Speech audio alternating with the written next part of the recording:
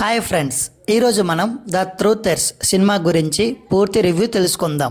ఈ సినిమా ఎలా ఉంది, ఎవరు చూడాలి, ఎవరు స్కిప్ చేయొచ్చు, స్పాయిలర్స్ లేకుండా చూద్దాం.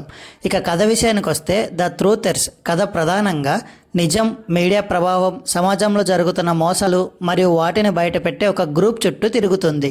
నిజాన్ని వెతికి తీయడానికి వారు చేసే ప్రయత్నాలు, ఎదురయ్యే సమస్యలు చాలా ఇంటెన్స్గా చూపించారు. కథలో థ్రిల్తో పాటు బలమైన సోషల్ మెసేజ్ కూడా ఉంటుంది. ఇక ప్లస్ పాయింట్స్ గురించి వస్తే మొదటగా నటీనటుల ప్రదర్శన చాలా బాగుంది. ముఖ్య పాత్రలు తమ క్యారెక్టర్లలో పూర్తిగా నీలమై నటించారు. సినిమాటోగ్రఫీ చాలా రియలిస్టిక్గా ఉంది. డార్క్ టోన్ విజువల్స్ కథకు బాగా సెట్ అయ్యాయి. బ్యాక్గ్రౌండ్ మ్యూజిక్ సస్పెన్స్ను మరింత పెంచుతుంది. కొన్ని సీన్స్ చాలా ఎమోషనల్గా అలాగే థ్రిల్లింగ్గా అనిపిస్తాయి. ఇక మైనస్ పాయింట్స్ గురించి వస్తే కొన్ని చోట్ల కథ కొంచెం స్లోగా సాగుతుంది. అలాగే కొన్ని సబ్ప్లాట్స్ ఇంకా బాగా డెవలప్ చేసుంటే మరింత బాగుండేది.